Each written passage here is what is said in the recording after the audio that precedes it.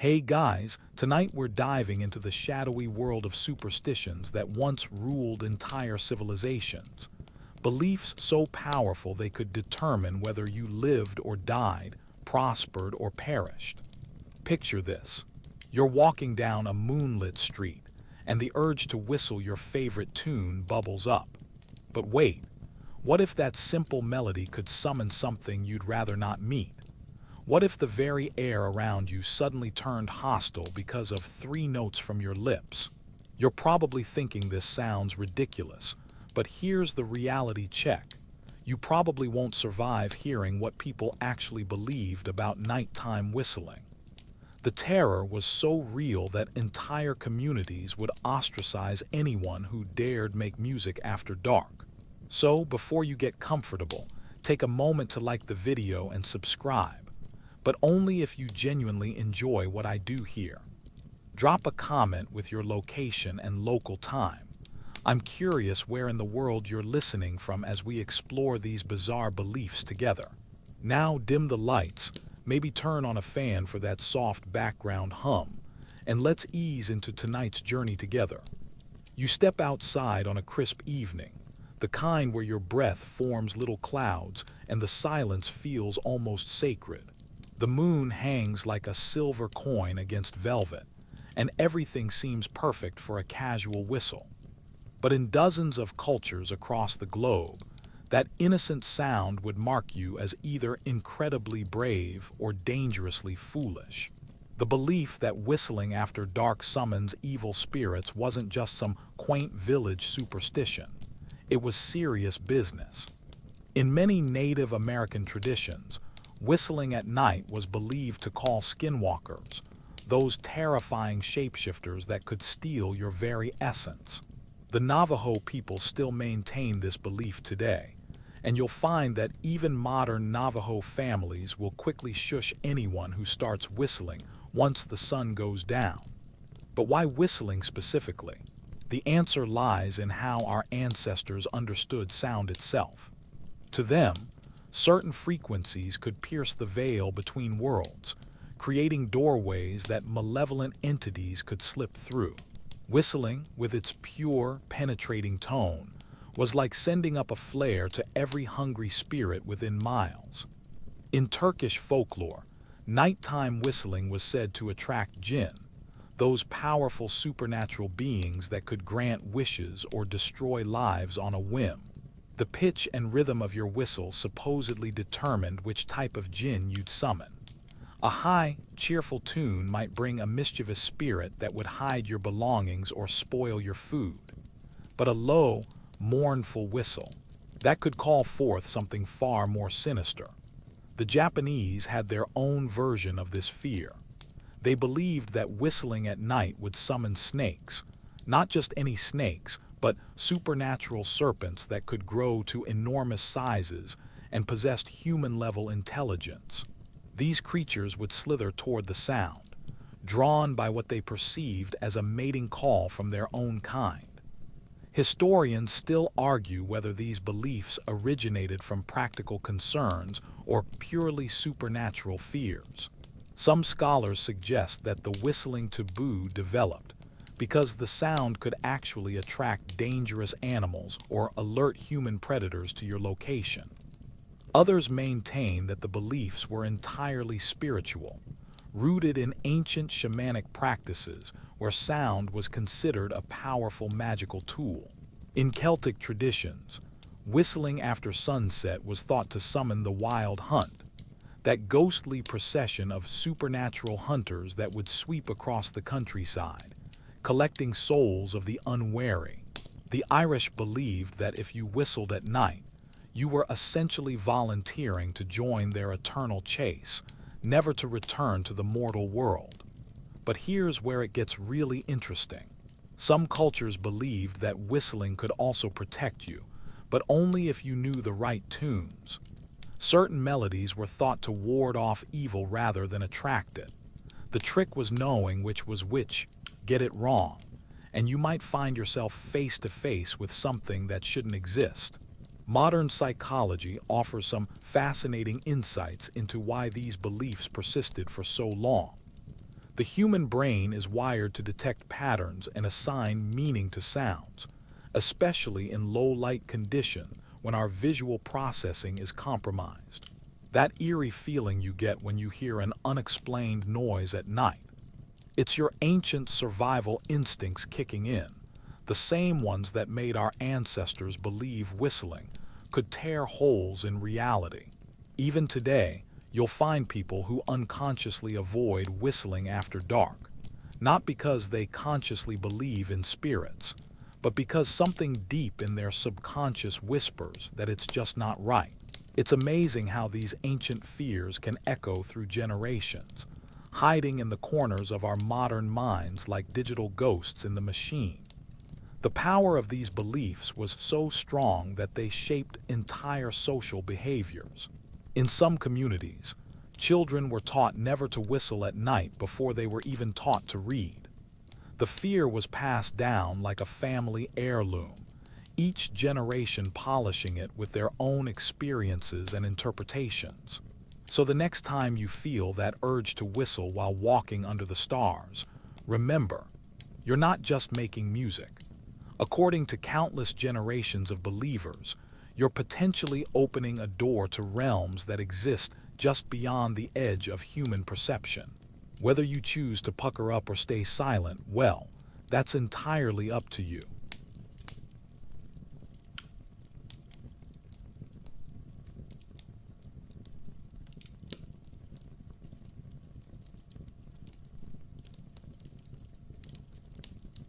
You roll out of bed, groggy and disoriented, reaching for the first shoe you see.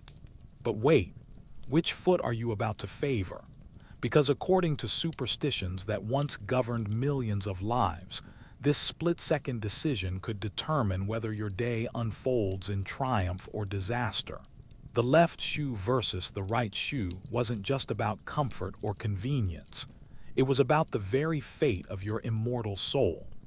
Picture yourself as a Roman citizen 2,000 years ago, preparing for what could be your final day on Earth. You wouldn't dare put on your left shoe first, because doing so was believed to invite the wrath of the gods themselves. The left side was associated with sinister forces, literally, since sinister comes from the Latin word for left. Your morning routine wasn't just about getting dressed. It was about spiritual warfare. The belief that your shoe-wearing sequence could doom your entire day wasn't confined to ancient Rome. Medieval Europeans carried this superstition forward with deadly seriousness. Knights heading into battle would perform elaborate rituals to ensure they armed their right foot first, believing that favoring the left would guarantee defeat and death. Imagine the psychological pressure. One wrong move while getting dressed, and you're convinced you've already lost the war. But here's where it gets deliciously weird. The reasoning behind this belief varied wildly depending on where you lived. In some Celtic traditions, the left foot was considered the devil's foot, and putting on that shoe first was like extending a personal invitation to Satan to join you for breakfast. Other cultures believed that evil spirits specifically targeted the left side of the body because it was closer to the heart, making it easier for demons to corrupt your soul. The ancient Greeks had their own twisted logic. They associated the left side with the feminine, the mysterious, and the uncontrollable, qualities that their male-dominated society viewed with deep suspicion. A man who put on his left shoe first was essentially declaring himself weak and susceptible to feminine wiles, which in their worldview was practically a death sentence for his reputation and prospects. In medieval England, the superstition took on economic implications. Merchants and traders believed that starting with the left shoe would curse their business dealings for the entire day. They'd rather show up to important meetings barefoot than risk the financial ruin that supposedly came from this simple mistake. Some wealthy families even employed servants whose sole job was to ensure that everyone in the household followed proper shoe-wearing protocol. Historians still argue whether this belief system, developed from practical observations or pure supernatural thinking. Some evidence suggests that people who were naturally left-handed or left-footed were more likely to experience accidents in a world designed for right-handed individuals, leading to the association between left and unlucky. Others maintain that the superstition was entirely mystical, rooted in ancient dualistic thinking that divided the world into good and evil, right and wrong, blessed and cursed. The Japanese developed their own unique twist on foot-related superstitions. They believed that the order in which you put on your shoes determined not just your luck, but your actual lifespan. Starting with the left foot was thought to subtract days from your life, while beginning with the right could add years. Imagine the obsessive-compulsive behaviors this belief must have generated. People checking and double-checking their morning routines like their lives depended on it, because in their minds, they literally did. But the most bizarre variation comes from certain African traditions, where the shoe superstition was tied to ancestral communication. Putting on your left shoe first was believed to anger your deceased relatives, who would then withdraw their protection and leave you vulnerable to curses from living enemies. The right shoe, however, honored the ancestors and ensured their continued guardianship throughout the day. Some cultures took this belief to absolutely ridiculous extremes. In parts of medieval Germany, there were professional shoe watchers, people whose job was to observe others getting dressed and report any violations of proper footwear protocol to local authorities. Being caught putting on your left shoe first could result in fines, public humiliation, or even accusations of witchcraft. The psychological impact of these beliefs was profound and lasting. Even people who intellectually rejected the superstition often found themselves unconsciously following the rules, just in case. It's similar to how modern people might avoid walking under ladders or stepping on cracks. The rational mind knows it's nonsense, but some primitive part of the brain whispers, better safe than sorry. What's particularly fascinating is how this superstition adapted to different types of footwear throughout history. When boots became popular, the belief extended to include which leg you put into the boot first. When shoes developed laces, some cultures developed elaborate rules about which lace to tie first and in what direction. The superstition evolved like a living organism, adapting to new circumstances while maintaining its core message. The left side is dangerous, the right side is safe. Modern research into brain lateralization offers some intriguing insights into why these beliefs might have felt so compelling to our ancestors.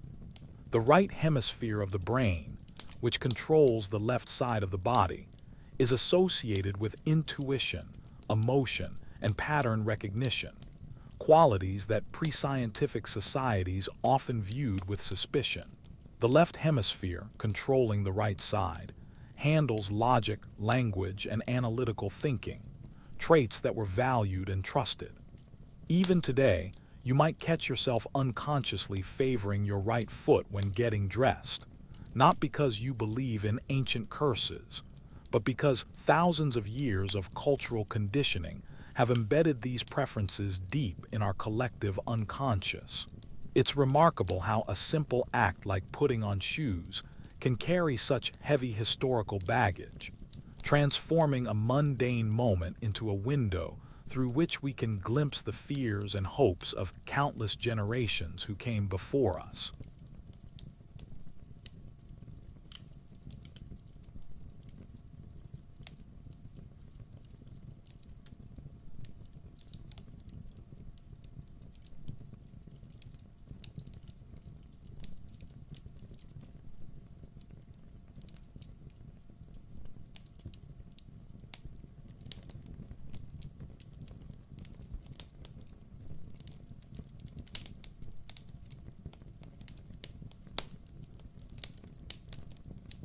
You're standing in your bathroom, reaching for your toothbrush, when you accidentally knock your hand mirror off the counter. Time slows as you watch it tumble through the air, and for just a moment, a chill runs down your spine. Not because of the mess you'll have to clean up, but because somewhere in the back of your mind, a voice whispers the words that have terrified people for millennia. 7 years of bad luck. But why 7 years? And why did breaking a mirror become one of the most persistent superstitions in human history? The answer takes us deep into the ancient world, where mirrors weren't just tools for checking your appearance. They were mystical portals that could reveal your soul, predict your future, or trap your essence forever. The Romans believed that life renewed itself in 7-year cycles, and that your reflection in a mirror was actually a piece of your soul made visible. When you shattered that surface, you weren't just breaking glass. You were fragmenting your very essence, condemning yourself to 7 years of spiritual chaos while your soul slowly reassembled itself. Imagine living with that weight, knowing that one clumsy moment had doomed you to nearly a decade of misfortune. But the Romans weren't the first to fear broken mirrors.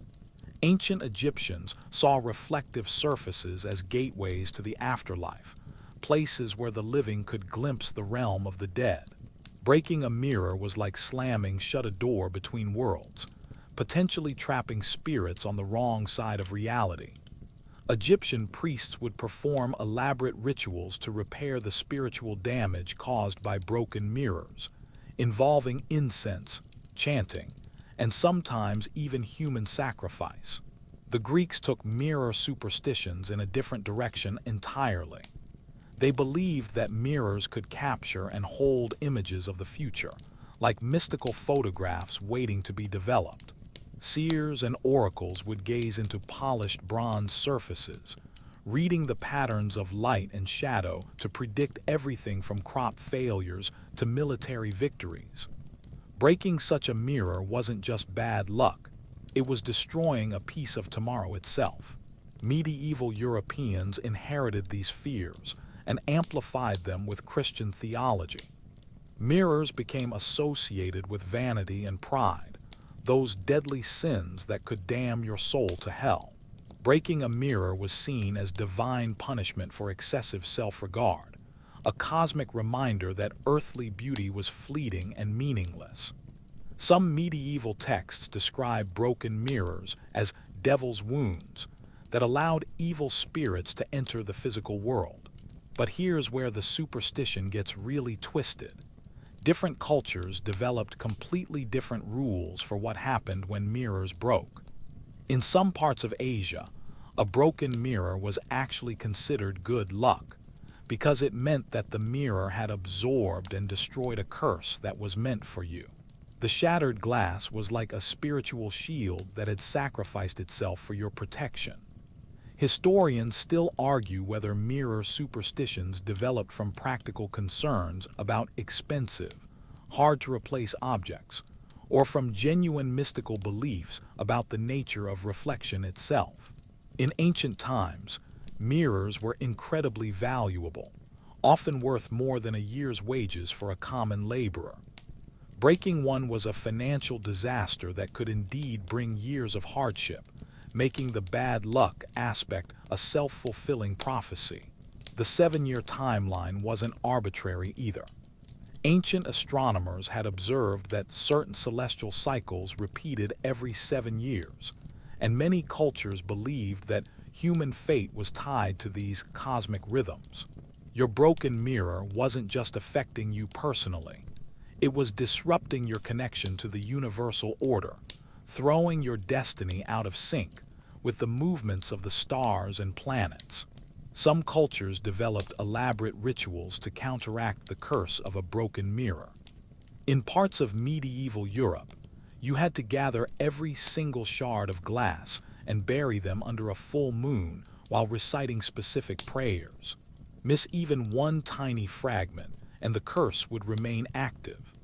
Other traditions required you to grind the broken pieces into powder and scatter them in running water, symbolically washing away the bad luck. The Japanese had perhaps the most sophisticated mirror mythology of all.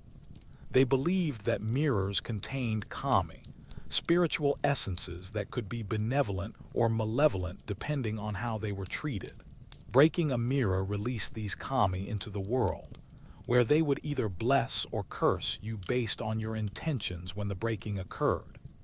Accidental breaks might bring minor misfortune, but deliberately shattering a mirror could invoke supernatural vengeance that lasted for generations. But not all mirror superstitions were negative. Some cultures believed that breaking a mirror could actually reveal hidden truths about your life. The pattern of cracks supposedly formed a map of your future, readable by those with the proper knowledge. Professional mirror readers would study shattered surfaces like others read tea leaves or palm lines, finding messages in the chaos of broken glass. The psychology behind mirror superstitions reveals something fascinating about human nature. Mirrors force us to confront our own mortality. We see ourselves aging, changing, eventually disappearing. Breaking that reflection feels like breaking our connection to our own identity, triggering deep-seated fears about death and dissolution. It's no wonder that cultures around the world developed elaborate beliefs to explain and control these anxieties. Modern science has actually discovered some intriguing parallels to ancient mirror beliefs. Quantum physics suggests that observation itself can change reality, and mirrors are essentially observation tools. While we don't believe that breaking mirrors causes bad luck, we're learning that the act of looking, of reflecting, does indeed alter the universe in measurable ways. Even today, you probably feel a little twinge of unease when you break a mirror, even if you intellectually reject the superstition. That's the power of beliefs that have been embedded in human culture for thousands of years. They become part of our psychological DNA, influencing our emotions and behaviors long after we've stopped believing in their literal truth. The next time you see your reflection, remember that you're not just looking at yourself. You're participating in one of humanity's oldest and most persistent mysteries, the strange relationship. You're rushing to get ready for an important meeting when the sky suddenly darkens and rain begins to fall. Instinctively, you reach for your umbrella, but then you pause at the doorway. Should you open it inside to check if it's working properly?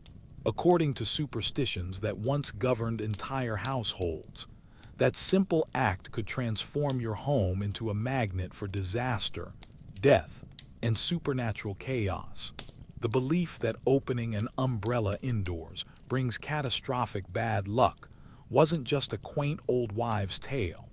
It was serious business that could determine your family's survival.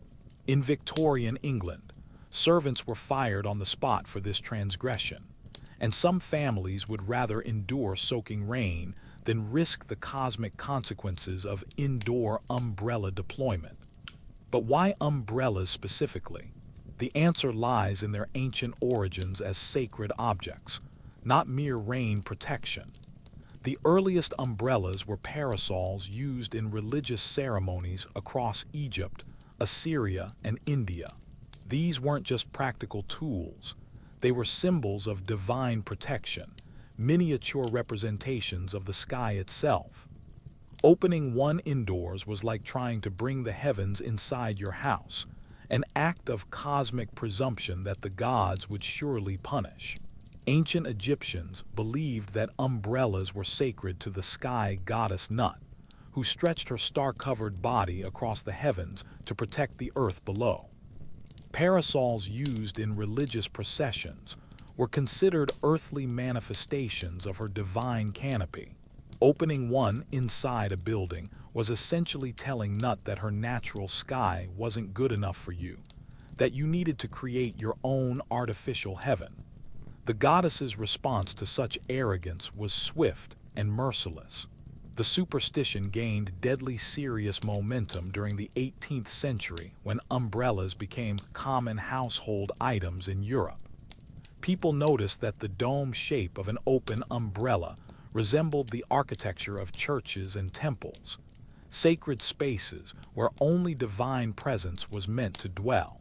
Opening an umbrella indoors was like creating an unauthorized holy space, potentially attracting spiritual forces that your humble home wasn't equipped to handle. But here's where the belief gets genuinely terrifying. Many cultures believed that indoor umbrellas didn't just bring bad luck, they invited death itself into your home. The umbrella's canopy was thought to create a shadow of doom that would settle over your family like a curse. Children born under this shadow were said to be marked for early death, while adults would suffer from mysterious illnesses that no doctor could cure. Victorian spiritualists took the superstition even further, claiming that open umbrellas created spiritual vortexes that allowed ghosts and demons to enter the physical world. Seances and paranormal investigations of the era often reported increased supernatural activity in homes where umbrellas had been opened indoors, leading to elaborate cleansing rituals involving salt, holy water, and burning sage. Historians still argue whether the umbrella superstition developed from practical safety concerns or purely supernatural fears. Early umbrellas were large, unwieldy contraptions with sharp metal spokes that could easily injure someone in a confined space. The bad luck might have been a clever way to prevent accidents by making people afraid to open umbrellas where they could hurt others. The Japanese developed their own unique twist on umbrella superstitions, believing that indoor umbrella opening would anger the rain spirits who controlled weather patterns. These entities would respond by either sending devastating floods or withholding rain entirely, leading to droughts that could destroy entire communities. Japanese households developed elaborate rituals for umbrella storage, ensuring that these potentially dangerous objects were kept in specific positions that wouldn't offend the weather gods. In some African traditions, umbrellas were believed to be inhabited by protective spirits that needed open sky to breathe and function properly. Trapping these spirits indoors would cause them to suffocate and die, removing their protection from your family and leaving you vulnerable to curses from enemies. The death of an umbrella spirit was considered such a serious offense that it could result in banishment from the community. But not all cultures viewed indoor umbrellas as universally negative. Some Middle Eastern traditions believed that opening an umbrella inside could actually protect your home from evil spirits, but only if done during specific lunar phases and accompanied by the proper prayers. Get the timing wrong, however, and the protective effect would reverse, making your house a beacon for malevolent entities. The psychology behind umbrella superstitions reveals fascinating insights into how humans process spatial relationships and symbolic meaning. Umbrellas are designed to create artificial outdoor spaces, little pockets of dryness in a wet world. Using them indoors feels fundamentally wrong because it violates the natural order of inside versus outside, protected versus exposed, domestic versus wild. Modern architecture has actually validated some aspects of the umbrella superstition. Interior designers know that umbrella-shaped objects can create psychological discomfort in enclosed spaces, making rooms feel cramped and oppressive. The human brain seems hardwired to associate umbrella shapes with outdoor environments, so seeing them indoors triggers subtle stress responses that our ancestors interpreted as supernatural warnings. The superstition was so powerful that it influenced product design for decades. Early umbrella manufacturers included warning labels about indoor use, not for safety reasons, but to avoid being blamed for customers' subsequent misfortunes. Some companies even developed special, indoor umbrellas with different shapes and colors, designed to appease superstitious buyers who needed weather protection but feared cosmic retribution. Even today, many people feel vaguely uncomfortable opening umbrellas indoors, even if they don't consciously believe in the superstition.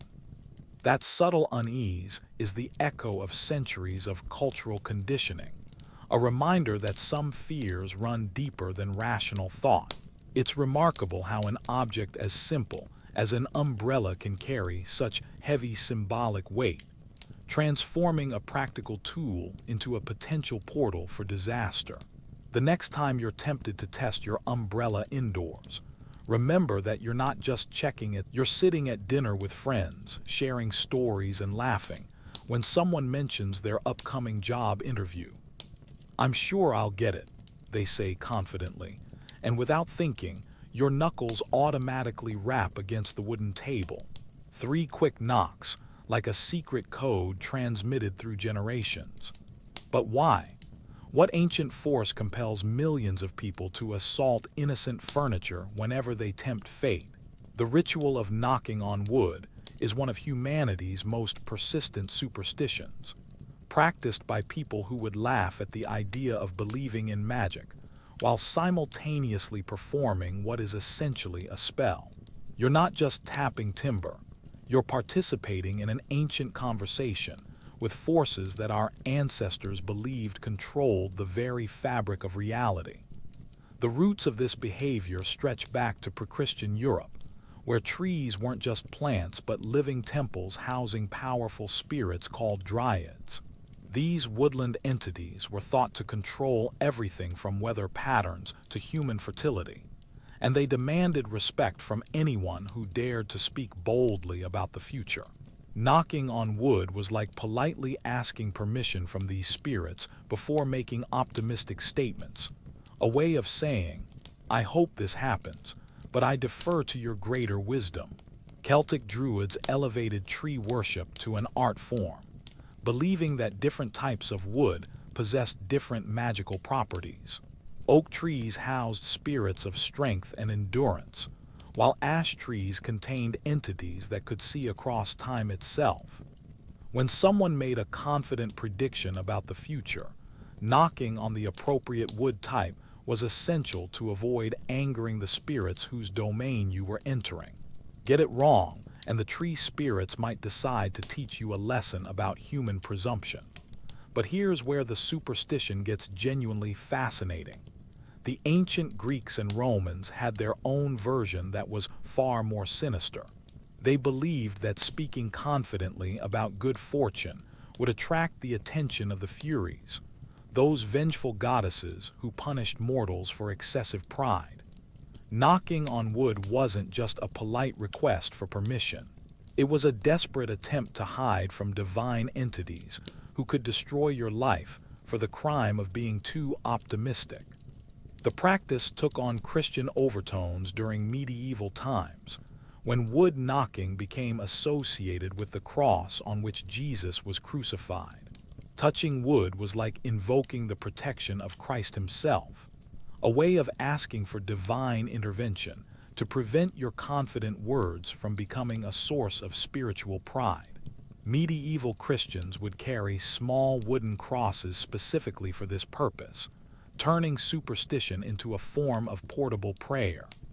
Historians still argue whether wood knocking developed from practical observations about human psychology or from genuine supernatural beliefs.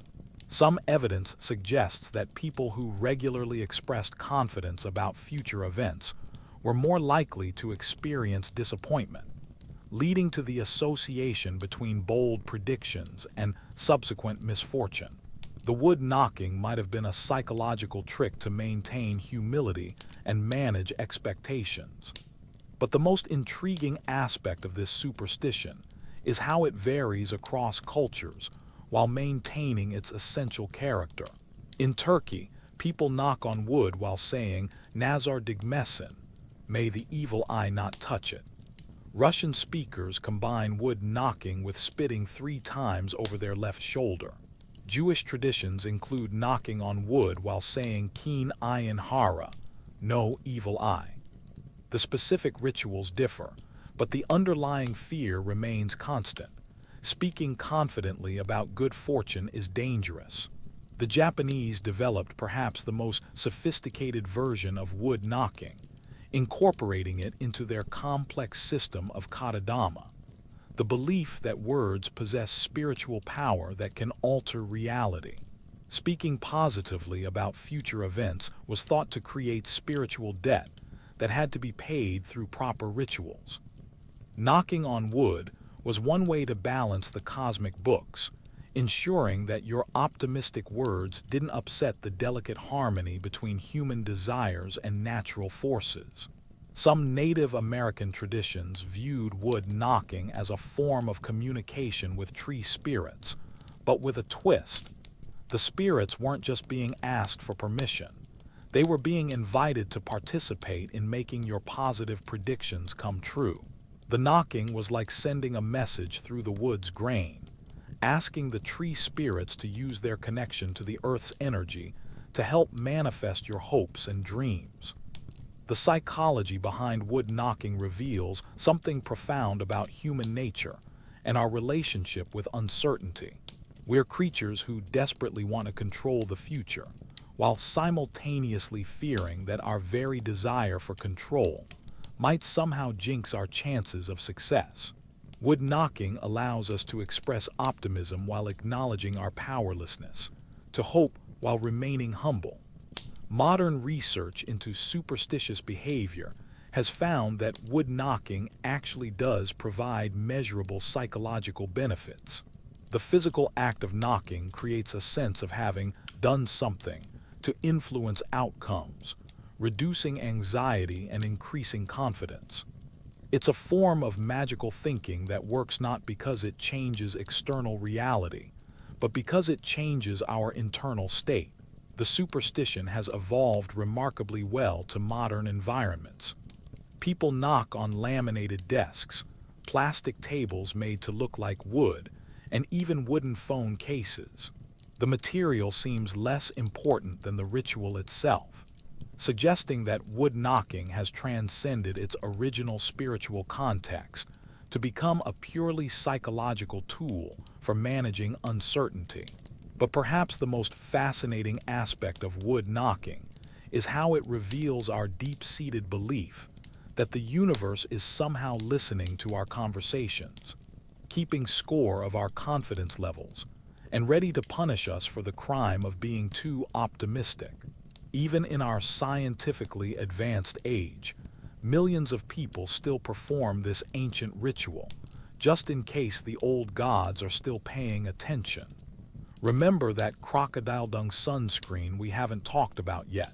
Well, compared to the cosmic implications of wood knocking, ancient beauty treatments seem almost rational. You're walking home late at night when a sleek shadow darts across your path, yellow eyes gleaming in the darkness before disappearing into an alley. Your heart skips a beat, not because you're startled, but because somewhere deep in your subconscious, ancient warnings whisper that you've just encountered something far more dangerous than a simple house cat. That black feline might have just sealed your fate for the next 7 years, or perhaps saved your life, depending on which side of history you believe. The relationship between humans and black cats is one of the most schizophrenic superstitions in human history, swinging wildly between divine reverence and murderous terror. These creatures have been worshipped as gods, burned as demons, treasured as lucky charms, and feared as harbingers of death, sometimes all within the same century.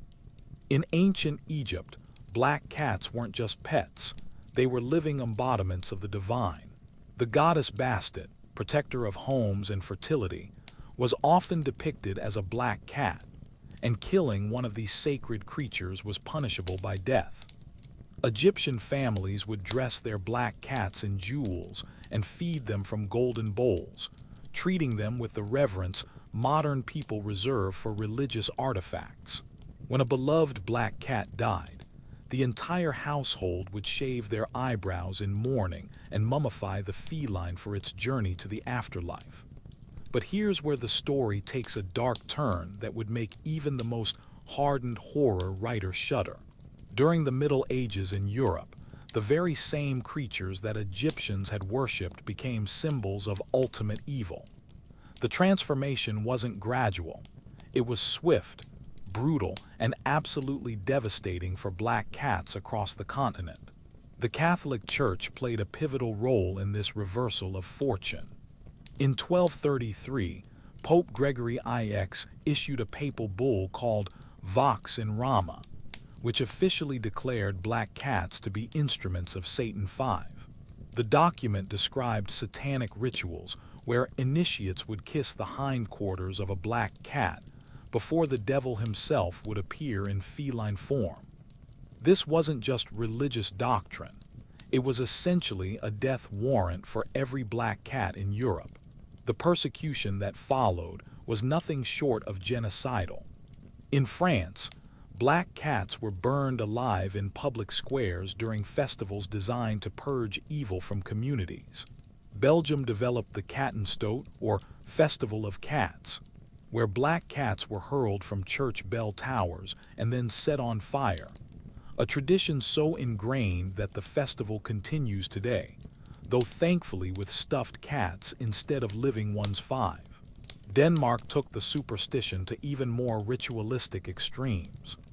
During Lent, the killing of black cats was considered essential for spring to arrive, as these creatures were believed to embody all the evil that needed to be banished for the season to change. People would beat black cats to death with ceremonial clubs, believing that each blow was striking a blow against Satan himself.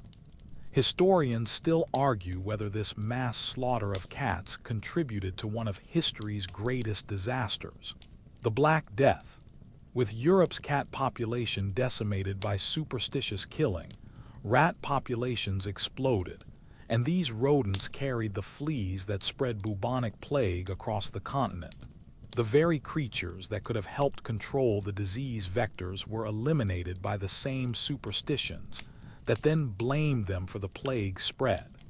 But not all cultures fell into this trap of feline fear.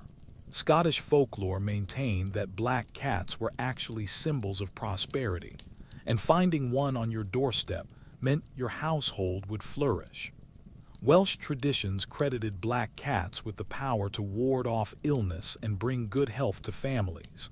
Sailors across northern Europe considered black cats the ultimate good luck charm, believing that having one aboard ship would ensure safe voyages and profitable trading. The Japanese developed perhaps the most sophisticated positive mythology around black cats, incorporating them into their Manki-Neko traditions, and believing that these dark felines could attract wealth and ward off evil spirits. In their culture, a black cat crossing your path wasn't a curse. It was a blessing that should be celebrated and appreciated. The witch trial hysteria of the 16th and 17th centuries brought new horrors for black cats. These creatures were believed to be familiars, supernatural beings that assisted witches in their dark magic. The logic was terrifyingly simple. Witches could transform into black cats to spy on their enemies or carry out evil deeds undetected. Therefore, any black cat you encountered might actually be a witch in disguise, and any person who owned a black cat was automatically suspect. This belief led to some of the most bizarre legal proceedings in history. During the Salem witch trials, owning a black cat was considered evidence of witchcraft, and many innocent people were executed partly because they had cared for these animals. The cats themselves were often killed alongside their human companions, victims of a mass hysteria that confused correlation with causation. The psychological roots of black cat superstitions reveal fascinating insights into human nature and our relationship with the unknown. Black cats are naturally more active at night, making them seem mysterious and otherworldly to people who primarily lived by daylight. Their ability to move silently and appear suddenly triggered ancient survival instincts that associated unexpected movement with potential danger. The color black itself carries heavy symbolic weight in most cultures, representing death, the unknown, and hidden dangers. When combined with the independent, predatory nature of cats, this created a perfect storm of fear and fascination that our ancestors struggled to understand. Modern science has revealed some intriguing facts about black cats that might have contributed to their supernatural reputation.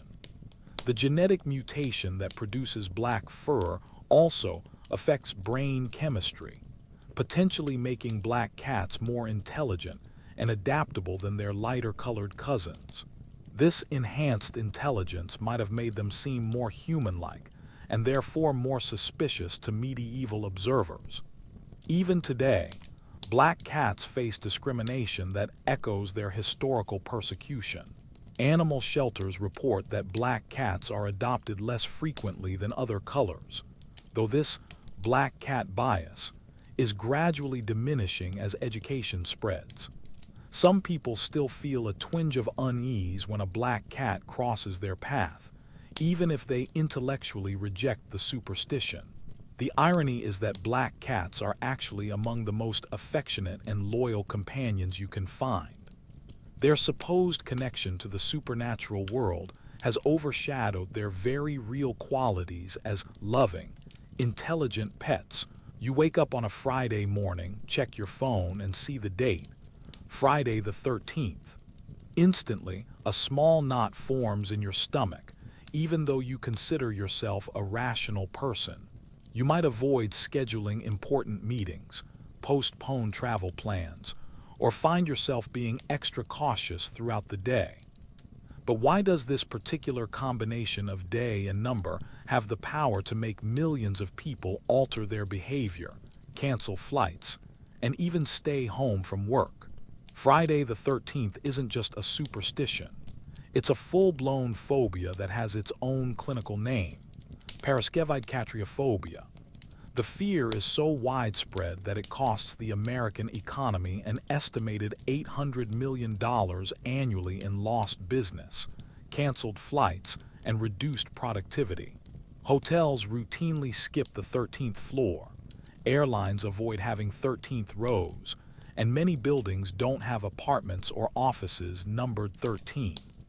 The roots of this terror stretch back through multiple layers of history, religion, and mathematics, creating a perfect storm of anxiety that has persisted for centuries.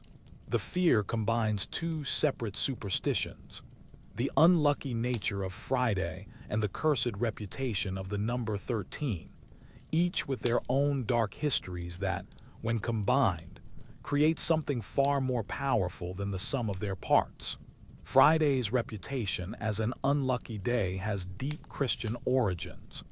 According to biblical tradition, Friday was the day Jesus Christ was crucified, making it a day of mourning and misfortune for believers. Medieval Christians called it Hangman's Day because executions were traditionally carried out on Fridays, and many refused to begin new ventures or make important decisions on this day of the week. But the fear of Friday extends beyond Christianity. In ancient Rome, Friday was dedicated to Venus, the goddess of love and beauty, but also of passion and chaos. Romans believed that the emotional intensity associated with Venus made Friday an unpredictable and potentially dangerous day for making rational decisions. Norse mythology contributed its own layer of Friday fear, as it was the day associated with Frigg, a goddess whose unpredictable nature could bring either great fortune or devastating loss. The number 13, meanwhile, has been considered unlucky across multiple cultures for reasons that seem almost mathematically inevitable. In numerology, 12 is considered the number of completeness, 12 months in a year, 12 signs of the zodiac, 12 apostles of Jesus. The number 13 disrupts this perfect harmony, representing chaos and imbalance in the cosmic order. The most famous 13-related superstition comes from the Last Supper, where Jesus dined with his 12 apostles, making 13 people at the table. Judas Iscariot, the apostle who betrayed Jesus, was said to be either the 13th person to sit down or the 13th to leave, forever linking the number with betrayal and death. This belief was so strong that many Christian cultures developed elaborate rules about never having 13 people at a dinner table. Norse mythology offers another origin story for 13's unlucky reputation. According to legend, the gods were having a peaceful banquet in Valhalla when Loki, the trickster god, arrived uninvited as the 13th guest. His presence led to the death of Balder, the beloved god of light and purity, plunging the world into darkness and chaos. This myth reinforced the idea that 13 was a number that brought death and destruction to otherwise harmonious gatherings. But here's where the superstition gets genuinely fascinating. The specific combination of Friday and the 13th as a double cursed day is actually relatively modern. Historians still argue whether this particular pairing existed before the 19th century, or if it was largely created by popular culture and then reinforced by collective belief. The Knights Templar connection adds another layer to the Friday the 13th mythology. On Friday, October 13, 1307, King Philip IV of France ordered the arrest of hundreds of Knights Templar, leading to their torture, execution, and the dissolution of one of the most powerful organizations in medieval Europe. This historical event gave the date combination a real-world foundation for its reputation as a day of betrayal and destruction. Different cultures have developed their own variations of the Friday the 13th superstition. In Spanish-speaking countries, Tuesday the 13th is considered the unlucky day, while in Italy, Friday the 17th carries the same ominous reputation. Greece fears Tuesday the 13th, and in some parts of Asia, the number 4 is considered so unlucky that buildings skip not just the 4th floor, but any floor containing the digit 4. The psychological impact of Friday the 13th superstitions is measurable and significant. Studies have shown that accident rates don't actually increase on Friday the 13th, but anxiety-related incidents do. People become so nervous about potential bad luck that they create their own misfortune through increased stress and decreased attention to their surroundings.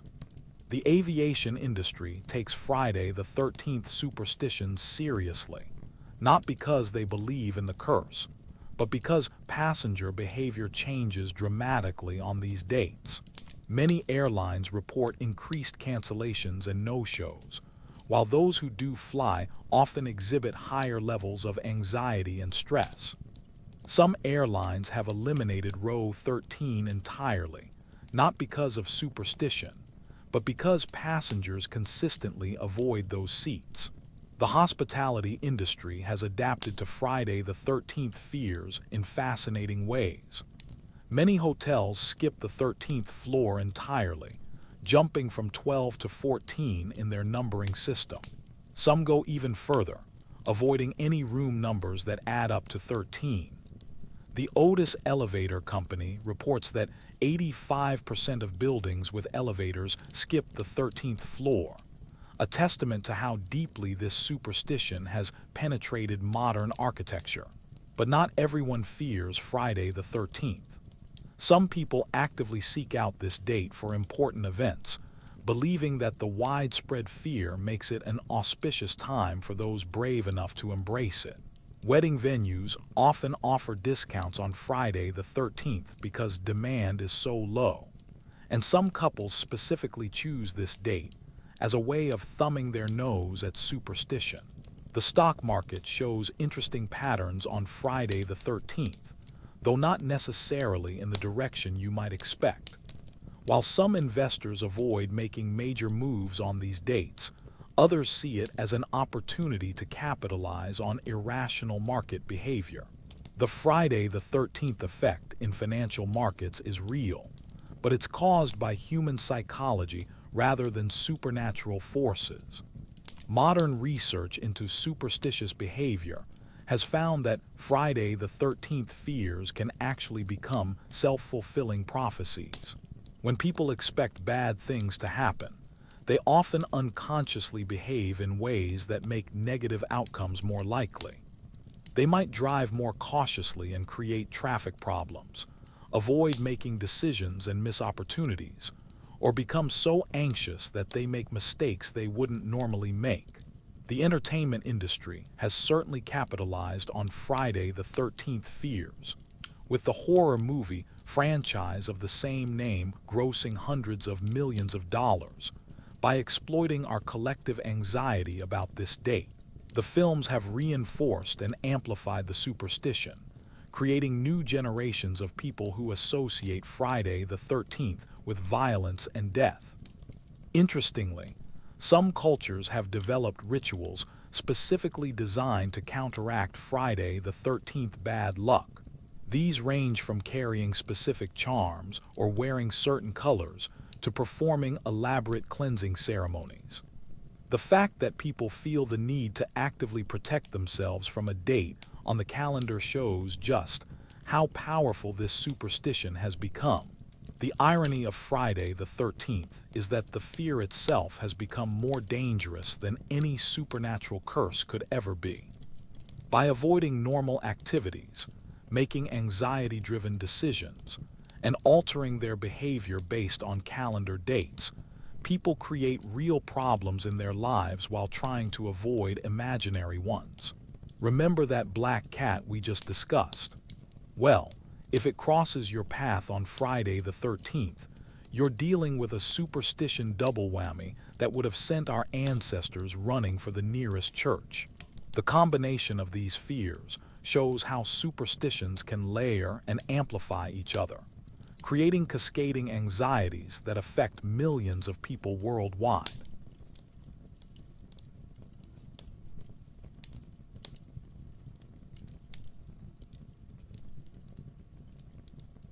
You're enjoying dinner with friends when someone accidentally knocks over the salt shaker, sending white crystals scattering across the dark tablecloth.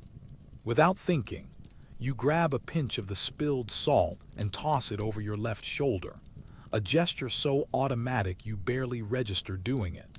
But why? What invisible enemy are you trying to hit with those tiny white missiles? And why does this ritual feel so necessary that you'd rather look foolish than skip it? The act of throwing salt over your shoulder is one of humanity's most enduring and widespread superstitions, practiced by people who would laugh at the idea of believing in magic, while simultaneously performing what is essentially an ancient exorcism.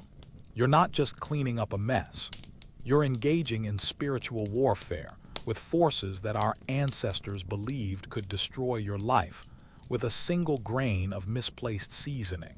Salt has held mystical significance across virtually every culture in human history, and for good reason. Before refrigeration, salt was literally the difference between life and death, the substance that could preserve food through harsh winters and long journeys. It was so valuable that Roman soldiers were sometimes paid in salt, the origin of our word salary. When something that precious was accidentally wasted, it felt like tempting fate itself. The belief that spilled salt brings bad luck has roots that stretch back to ancient Mesopotamia, where salt was considered a gift from the gods. Wasting this divine substance was seen as an act of disrespect that would anger the deities and bring their wrath down upon the careless individual. The only way to appease these offended gods was to offer them a sacrifice. In this case, a pinch of the spilled salt thrown into the realm of spirits. But why specifically over the left shoulder? The answer lies in ancient beliefs about the geography of good and evil. Most cultures believed that benevolent spirits and guardian angels stood at your right side, while malevolent entities and demons lurked at your left. The left side was literally sinister, the Latin word for left, and throwing salt over your left shoulder was like hurling a weapon at the devil himself. Christian tradition added another layer to this belief system. According to medieval theology, every person had a guardian angel on their right shoulder and a recording demon on their left, keeping track of good and evil deeds. When you spilled salt, the demon would mark it as a sign of carelessness or disrespect, potentially damning your soul. Throwing salt over your left shoulder was a way of blinding the demon, preventing it from recording your transgression in its infernal ledger. The ancient Greeks and Romans developed elaborate rituals around salt spilling that went far beyond simple shoulder throwing. They believed that the pattern of spilled salt could reveal the future, like reading tea leaves or examining bird flight patterns. Professional salt treaters would study the scatter patterns to predict everything from weather changes to military victories. Throwing salt over your shoulder wasn't just about avoiding bad luck. It was about destroying evidence of an unwanted prophecy. Leonardo da Vinci's famous painting, The Last Supper, immortalized the salt superstition in art. In the painting, Judas Iscariot is depicted knocking over a salt cellar, symbolically representing the betrayal and bad luck he was about to bring upon Jesus and the apostles.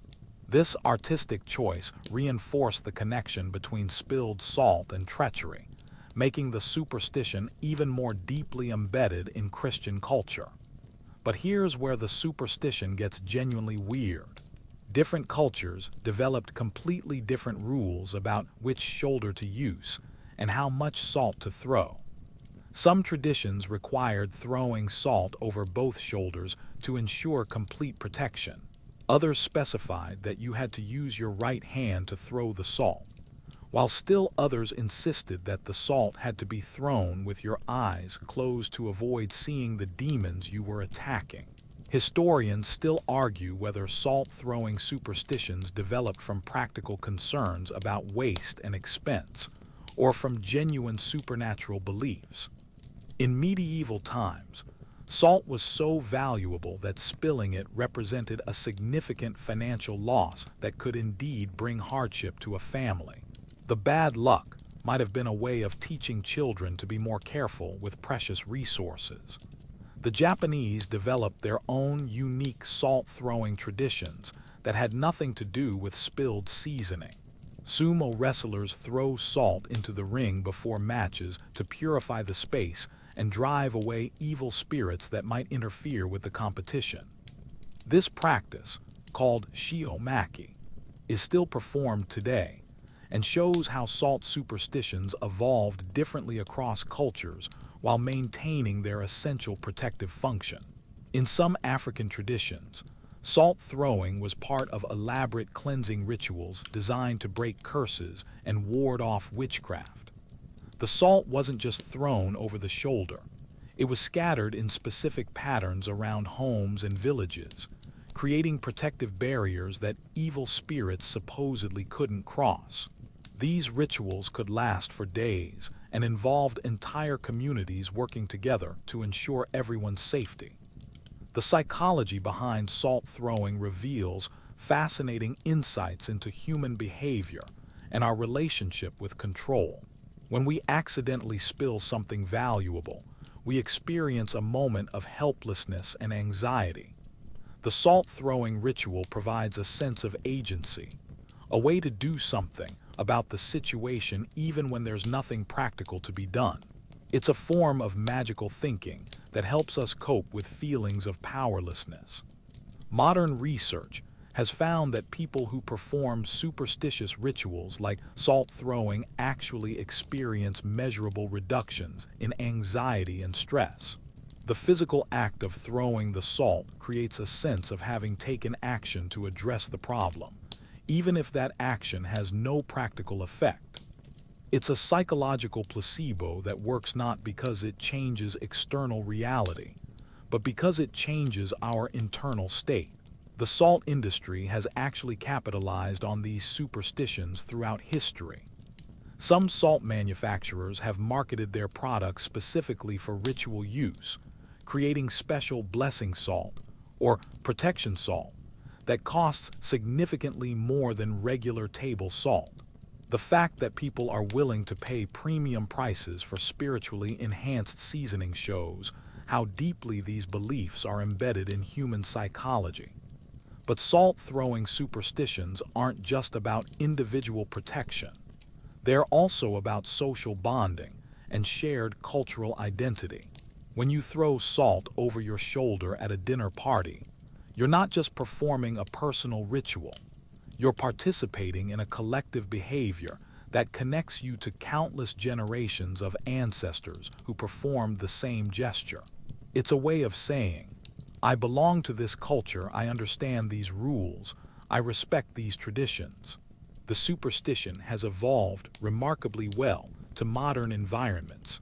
People throw salt over their shoulders in restaurants, at picnics, and even when using salt packets at fast food establishments. The ritual has adapted to different types of salt containers and social situations, while maintaining its essential character as a protective gesture against unseen forces. Some modern practitioners have developed elaborate variations on the basic salt-throwing ritual. They might specify that the salt must be sea salt rather than table salt, or that it must be thrown at specific times of day or phases of the moon. These elaborations show how superstitions can grow and evolve, becoming more complex as they're passed down through generations. The irony of salt-throwing superstitions is that they've persisted long after most people have forgotten their original religious and cultural contexts. We throw salt over our shoulders not because we believe in demons and guardian angels, but because it feels wrong not to do it. The ritual has become divorced from its theological foundations while retaining its psychological power. Remember that umbrella we discussed earlier? Well, if you spill salt while opening an umbrella indoors on Friday the 13th after a black cat crosses your path, you're dealing with a superstition perfect storm that would have sent medieval Europeans into full panic mode. The layering of these beliefs shows how our ancestors tried to create comprehensive systems for managing the uncertainties and dangers of daily life.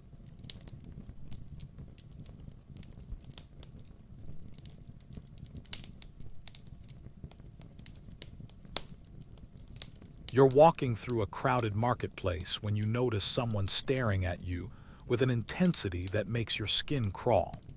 Their gaze lingers just a moment too long, and you can almost feel their eyes boring into you with what seems like envy or malice. Suddenly, you stumble over nothing. Your phone slips from your hand and cracks on the pavement, and a bird deposits its calling card directly on your freshly cleaned shirt. Coincidence? According to billions of people across the globe, you've just been struck by one of humanity's most feared supernatural weapons, the evil eye. The belief that certain people can cause harm simply by looking at you with jealousy or ill intent isn't just some quaint folklore. It's one of the most widespread and persistent superstitions in human history, spanning cultures from the Mediterranean to the Middle East, from Latin America to Southeast Asia. The evil eye, or mal de ojo in Spanish, malakio in Italian, nazar in Turkish, and ayin hara in Hebrew, represents a universal human fear that our success and happiness can be destroyed by the envious glances of others. The concept is deceptively simple yet terrifyingly comprehensive. When someone looks at you with envy, jealousy, or malicious intent, their negative emotions can literally manifest as a curse that brings misfortune, illness, or even death. The power doesn't require any special training or magical knowledge. It can be wielded by anyone whose heart harbors sufficient resentment or covetousness. This democratization of supernatural power made the evil eye far more frightening than witchcraft or sorcery, because it meant that any person you encountered could potentially destroy your life with a single glance. Ancient Mesopotamians were among the first to document evil eye beliefs, creating elaborate protective rituals and amulets to ward off envious gazes. They believed that the eye was a window not just to the soul, but to the person's deepest emotions and intentions. When those emotions were negative, they could escape through the eyes like invisible arrows, striking their targets with supernatural force. Mesopotamian art is filled with images of protective eyes designed to stare back at potential evil eye attackers, creating a kind of ocular arms race between offense and defense. The ancient Greeks elevated evil eye beliefs to an art form, developing sophisticated theories about how the curse worked and who was most susceptible to its effects. They believed that people with unusual eye colors, particularly those with heterochromia or very light eyes, were natural evil eye casters, able to inflict harm without even realizing it. This led to discrimination against people with distinctive eye colors, who were often shunned or forced to wear special amulets to contain their dangerous gaze. But here's where the superstition becomes genuinely disturbing. The evil eye wasn't just about intentional malice. Many cultures believed that even sincere compliments or admiration could trigger the curse if they came from someone with natural evil eye abilities.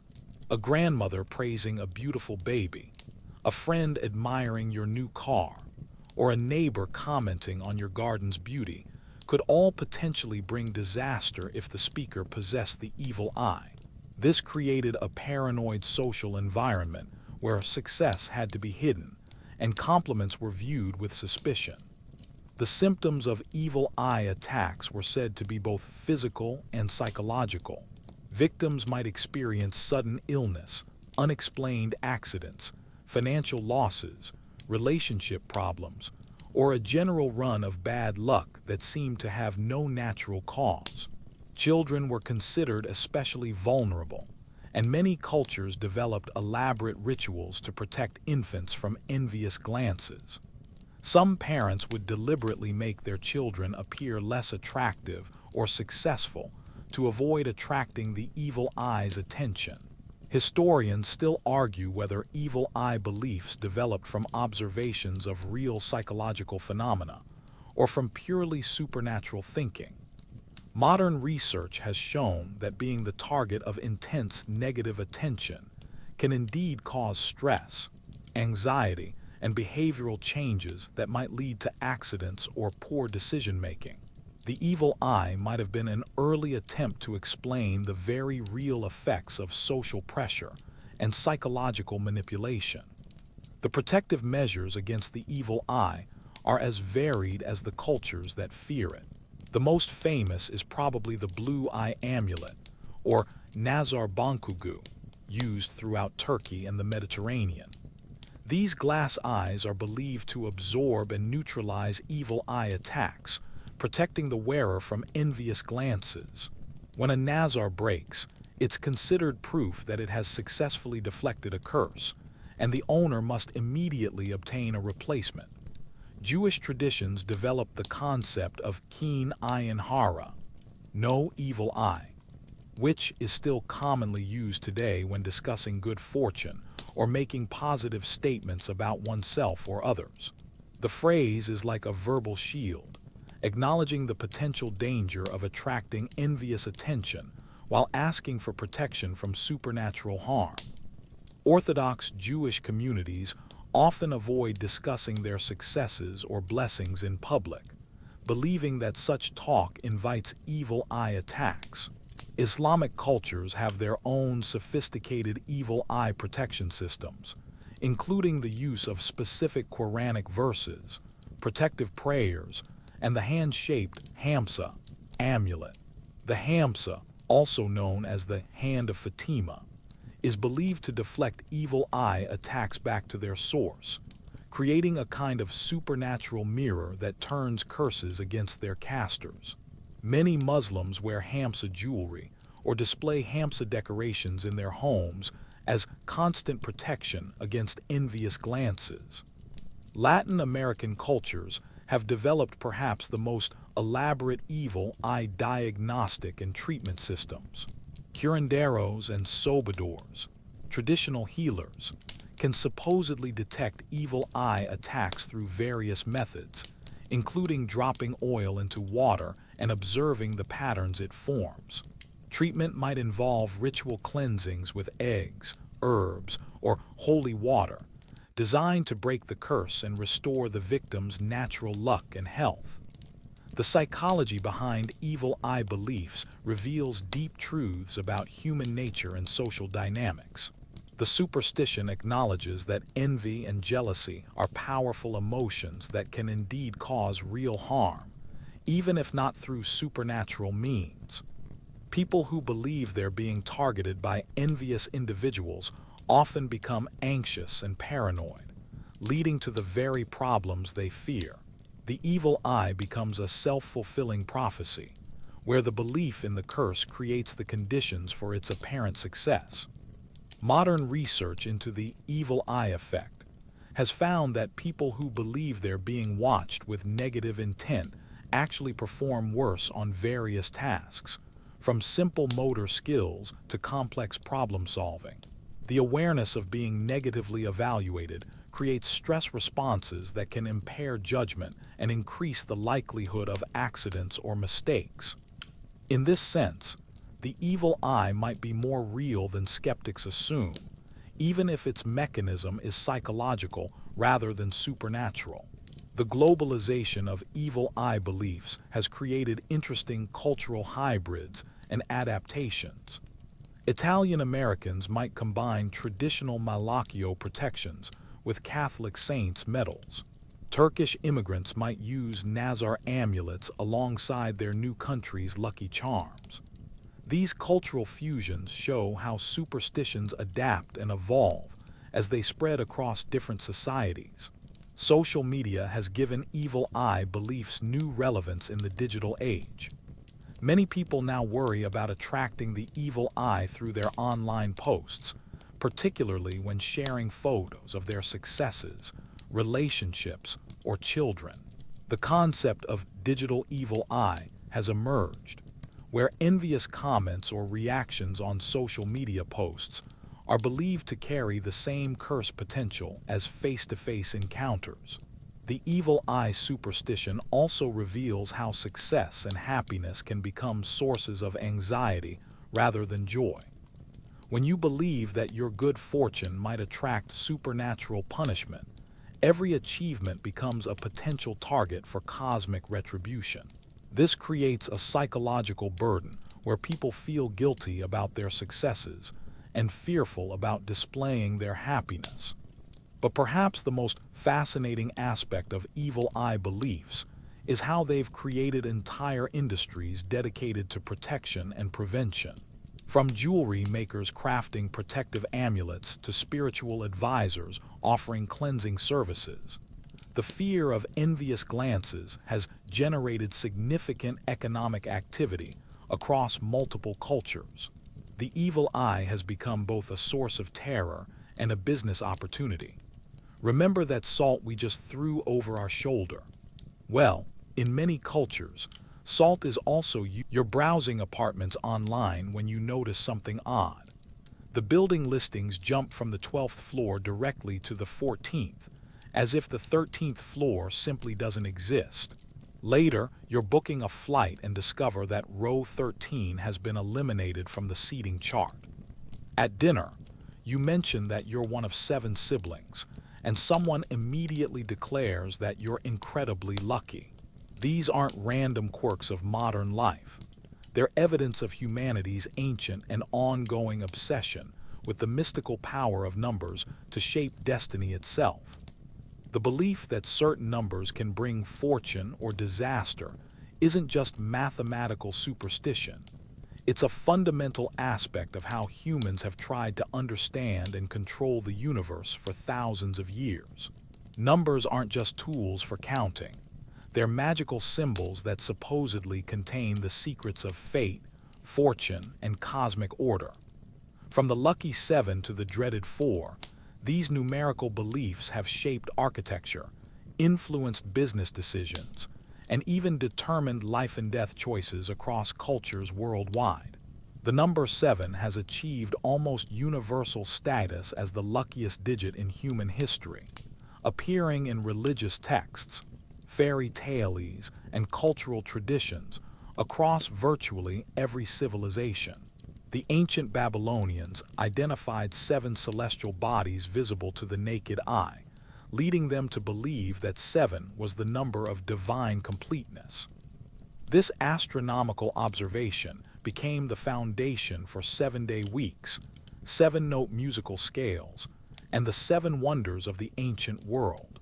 Biblical tradition reinforced 7's sacred status through countless references. God created the world in 7 days.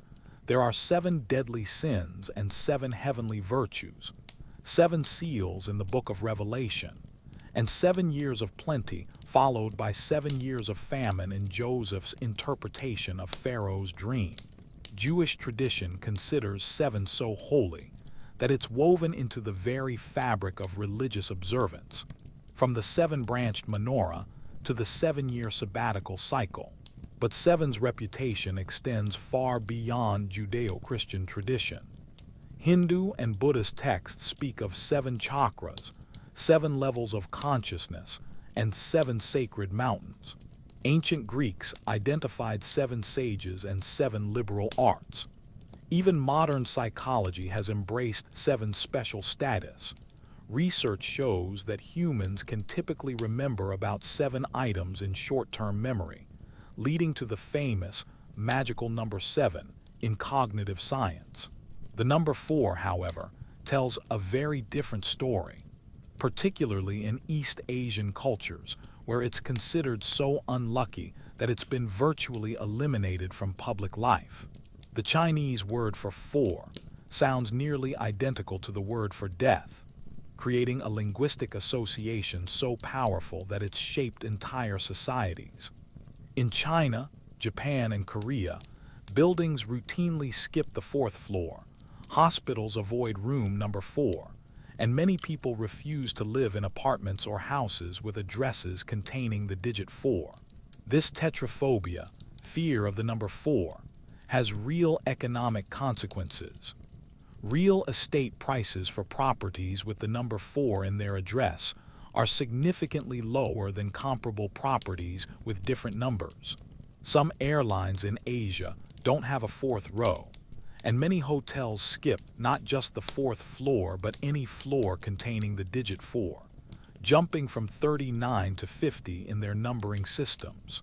The number 8, conversely, is considered supremely lucky in Chinese culture because its pronunciation resembles the word for prosperity or wealth. This belief has driven people to pay enormous sums for phone numbers, license plates, and addresses containing multiple 8s. The Beijing Olympics were deliberately scheduled to begin on 8808 at 8:08 p.m., and Chinese couples often choose wedding dates with multiple 8s, believing it will ensure a prosperous marriage. But here's where numerical superstitions become genuinely bizarre. Different cultures have developed completely contradictory beliefs about the same numbers. While Western cultures generally consider 13 unlucky, some Italian traditions view it as fortunate. The number 17, however, is considered extremely unlucky in Italy because when written in Roman numerals, Roman 17, it can be rearranged to spell VIXI, which means I have lived, or I am dead in Latin. Historians still argue whether numerical superstitions developed from practical observations, religious traditions, or pure mathematical mysticism. Some evidence suggests that certain numbers became associated with good or bad luck because of historical events or cultural patterns. The number 13's unlucky reputation might stem from the fact that lunar calendars with 13 months were associated with paganism, and therefore viewed negatively by Christian authorities. The ancient Greeks developed sophisticated numerical mysticism through Pythagoreanism. the belief that numbers were the fundamental building blocks of reality itself. Pythagoreans believed that understanding numerical relationships could unlock the secrets of the universe, leading to elaborate theories about which numbers were masculine or feminine, perfect or imperfect, harmonious or chaotic. These ideas influenced Western thought for centuries and continue to shape numerical superstitions today. Islamic tradition has its own complex relationship with numbers, particularly the number 786, which represents the numerical value of Bismillah al-Rahman al-Rahim. In the name of Allah, the most gracious, the most merciful when calculated using Arabic letter values. This number is considered so sacred that it's used as a protective symbol and appears on everything from jewelry to business signs throughout the Islamic world. The number 9 holds special significance in many cultures, often representing completion or perfection, because it's the highest single digit. Chinese culture associates 9 with the emperor and imperial power, while Norse mythology speaks of 9 worlds connected by the world tree Yggdrasil. The number appears in countless fairy tales and folk traditions, from the 9 lives of cats to the 9 months of human pregnancy. But numerical superstitions aren't just about individual digits. They also involve complex calculations and combinations. Some cultures believe that your birth date numbers can determine your entire life path, leading to elaborate numerological systems that claim to predict everything from career success to romantic compatibility. These beliefs have created entire industries of numerologists, fortune tellers, and spiritual advisors who promise to unlock the secrets hidden in your personal numbers. The psychology behind numerical superstitions reveals fascinating insights into how humans process information and seek patterns in randomness. Our brains are wired to find meaning in sequences and relationships, even when none exist. Numbers provide a seemingly objective framework for understanding subjective experiences like luck and fate, giving people a sense of control over forces that are actually beyond their influence. Modern technology has given numerical superstitions new life and new forms. People choose passwords, usernames, and PIN numbers based on lucky digits, while avoiding unlucky combinations. Some stock traders make investment decisions based on numerical patterns, and lottery players develop elaborate systems for choosing numbers based on birthdays, anniversaries, and other personally significant dates. The globalization of numerical superstitions has created interesting cultural conflicts and adaptations. International hotels must navigate between Western fears of 13 and Asian fears of 4, sometimes eliminating both numbers from their floor plans. Airlines flying international routes must consider the numerical preferences of passengers from different cultural backgrounds, leading to complex seating arrangements that accommodate multiple superstitious systems. The economic impact of numerical superstitions is surprisingly significant.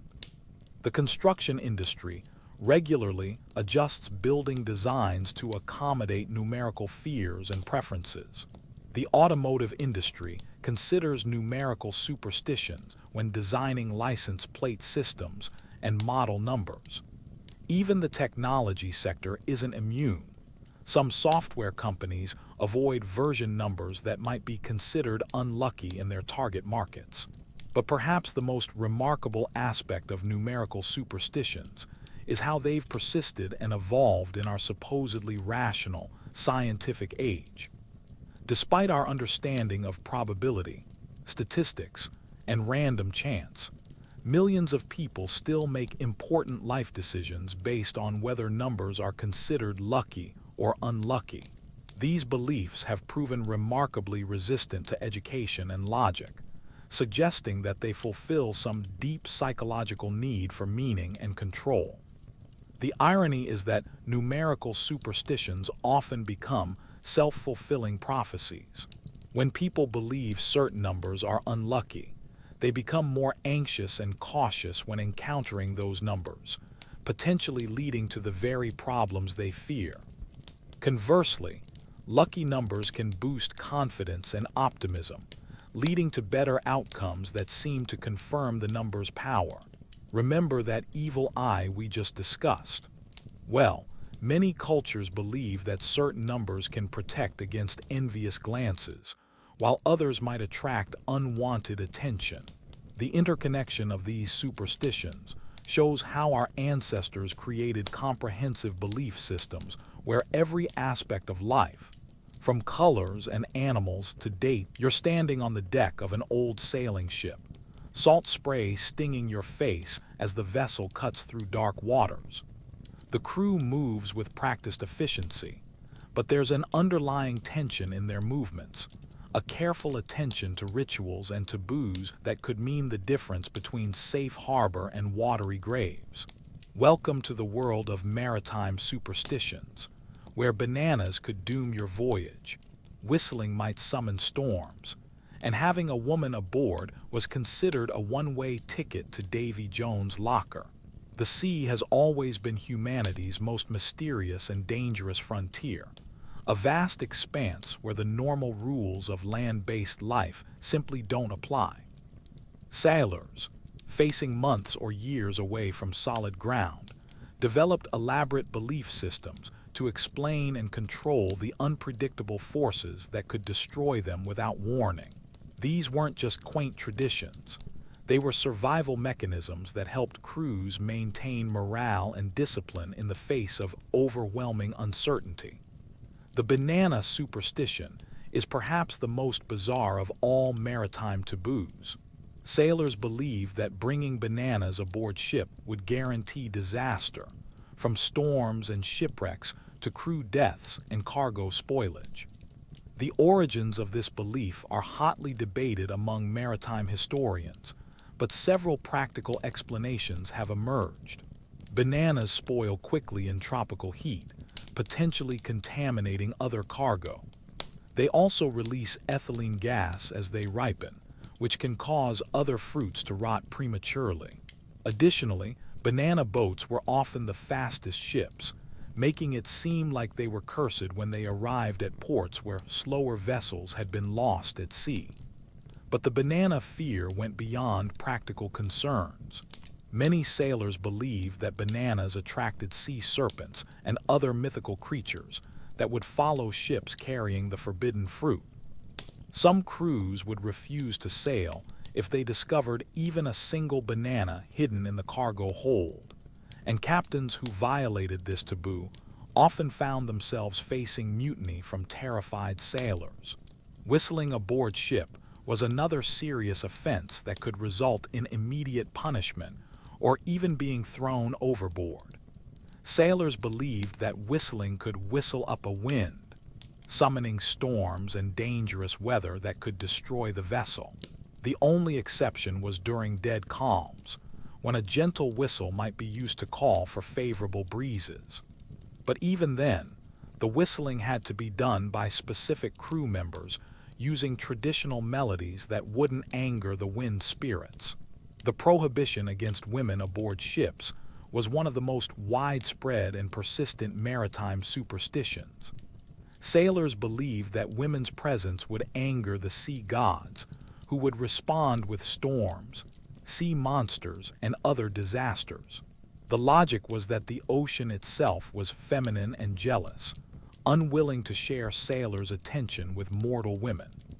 This belief was so strong that it persisted well into the modern era, with some shipping companies refusing to hire female crew members until the late 20th century. Ironically, while real women were considered unlucky, ships with female figureheads were thought to be blessed. These carved women were believed to calm angry seas and guide vessels safely through dangerous waters. The bare-breasted figureheads were particularly favored, because sailors believed that women's exposed breasts could shame the stormy seas into submission, a belief that reveals fascinating insights into maritime psychology and gender dynamics. Historians still argue whether these superstitions developed from practical observations or pure supernatural thinking. Many maritime taboos might have had logical origins that became obscured over time. The fear of women aboard ship might have stemmed from concerns about crew discipline and fighting over female attention. The whistling prohibition could have developed because unnecessary noise interfered with important sailing commands. Dolphins were considered the ultimate good luck charm for sailors, believed to be messengers of the sea gods who would guide ships to safety and rescue drowning sailors. Killing a dolphin was considered one of the most serious maritime crimes, guaranteed to bring devastating retribution from the ocean itself. Many sailors reported that dolphins would appear during storms to lead ships away from dangerous rocks or shallow waters. Albatrosses held similar sacred status, believed to carry the souls of dead sailors and bring good fortune to vessels they followed. Killing an albatross was thought to curse a ship and its entire crew, as immortalized in Samuel Taylor Coleridge's The Rime of the Ancient Mariner.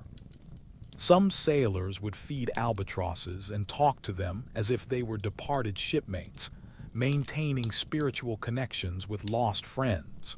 The direction of wind and waves held deep significance for superstitious sailors. A wind that shifted against the sun's movement was considered an evil omen, while waves that glowed with phosphorescence were thought to be spirits of drowned sailors trying to communicate with the living. Sailors developed elaborate rituals for reading these natural signs, believing they could predict everything from weather changes to the presence of enemy ships. Modern maritime industries still grapple with these ancient superstitions. Many fishing boats continue to observe traditional taboos, and some commercial shipping companies accommodate crew members' superstitious beliefs to maintain morale and prevent conflicts.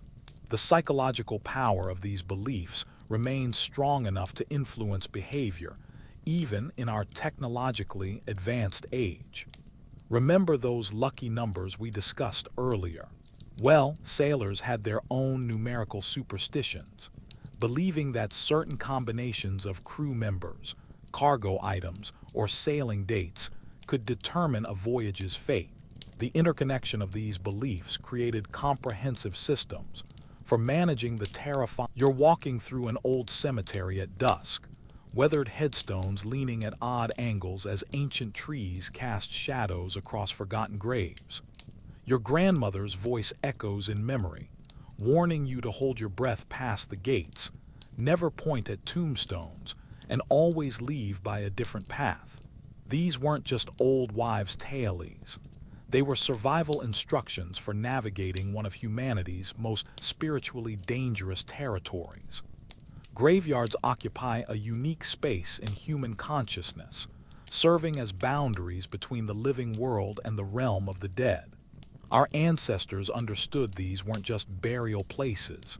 They were active spiritual battlegrounds where the recently deceased might linger, unwilling to move on.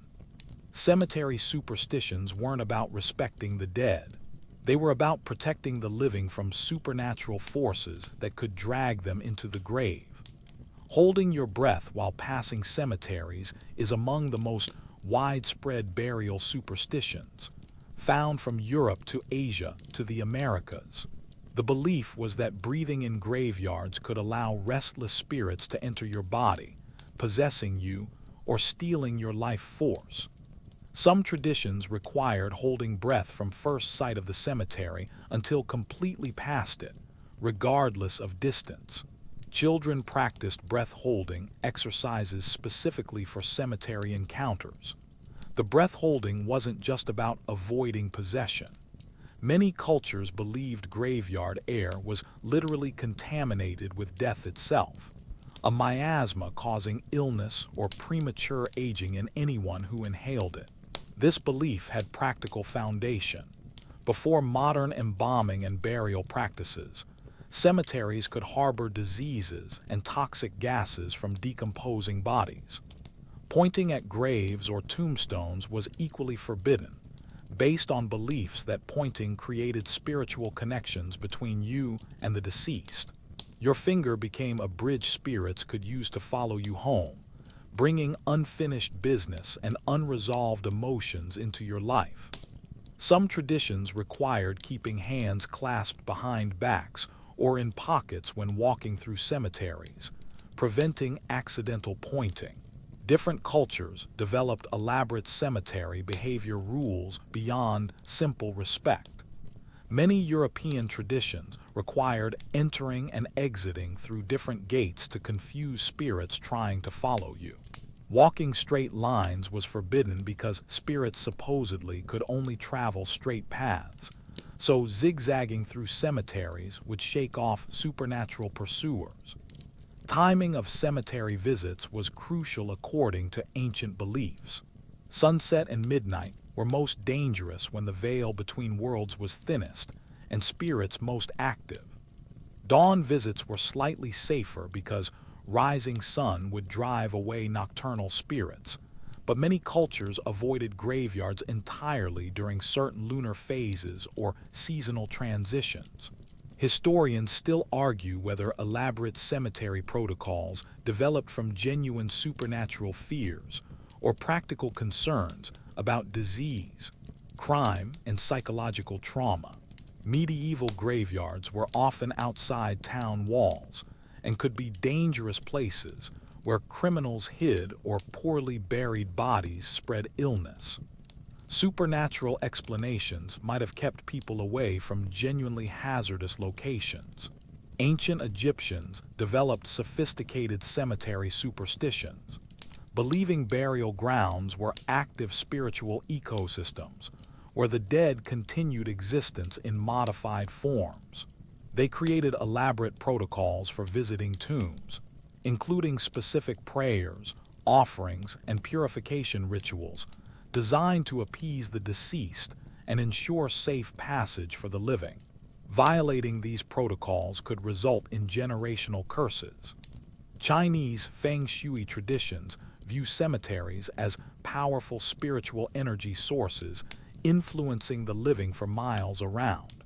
Grave placement, orientation, and maintenance are believed to affect descendants' fortune, leading to elaborate rules about cemetery design and upkeep. Some families spend enormous sums ensuring ancestors' graves are properly positioned to channel beneficial energy toward the living. Jewish traditions developed tuma, ritual impurity, associated with contact with the dead.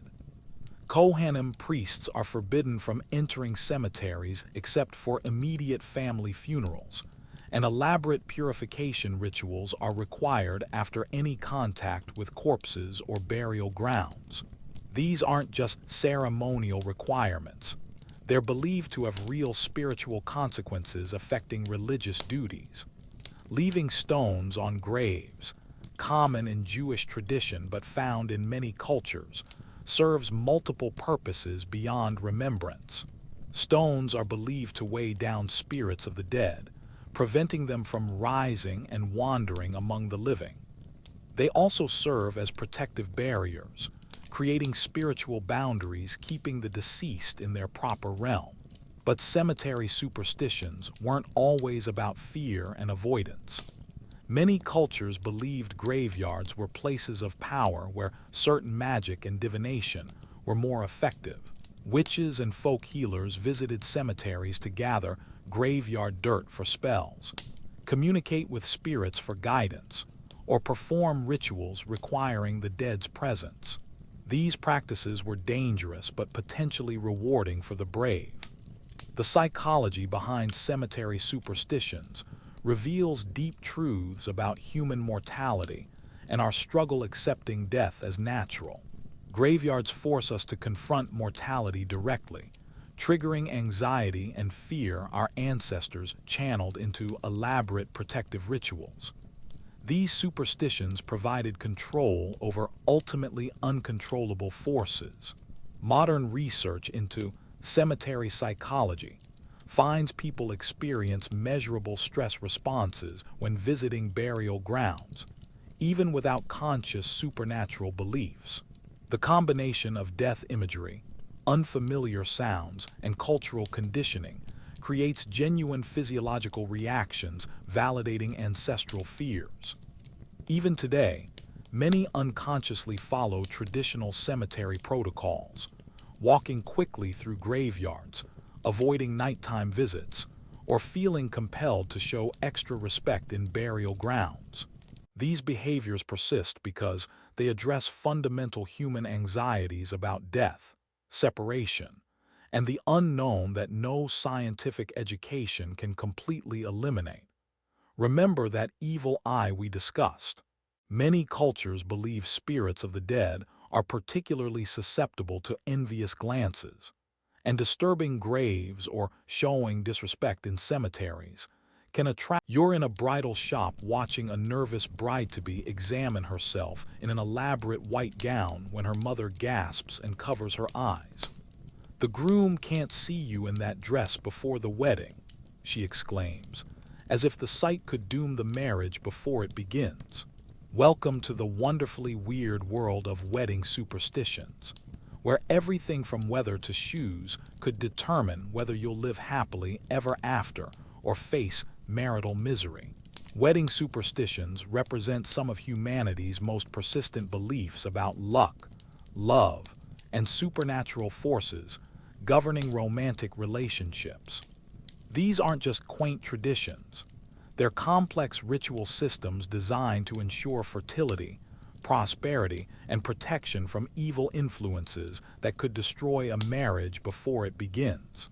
The belief that it's unlucky for grooms to see brides in wedding dresses before ceremonies has surprisingly practical origins.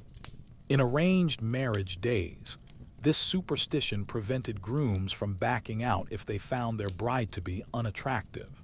Families had already negotiated dowries and contracts, and last-minute cancellations could be financially devastating. The bad luck explanation provided socially acceptable enforcement of this practical necessity, but the superstition evolved beyond mercenary origins to encompass genuine beliefs about spiritual protection. Many cultures believed wedding dresses held special power that could be contaminated or weakened if seen by wrong people at wrong times. The groom's premature glimpse could supposedly drain the dress of protective properties, leaving brides vulnerable to curses and evil influences during ceremonies. The tradition of wearing something old, something new, something borrowed, something blue represents one of the most comprehensive good luck systems ever developed for a single event. Each item provided specific protection and blessings. Something old connected brides to family wisdom and accumulated fortune. Something new represented fresh starts and future prosperity. Something borrowed transferred happiness from successfully married women to new brides. Something blue symbolized purity, fidelity, and protection from the evil eye. Rain on wedding days has generated completely contradictory superstitions across cultures, showing how the same natural phenomenon can be interpreted in radically different ways. Some traditions consider wedding day rain incredibly lucky, believing it represents fertility, cleansing, and washing away past troubles. The logic was that couples weathering storms together on wedding days could handle any future difficulties. Other cultures view wedding day rain as terrible omens, suggesting marriages will be filled with tears and sorrow. Some European traditions believed rain meant brides would cry throughout marriages, while others interpreted it as signs of financial hardship and emotional turmoil.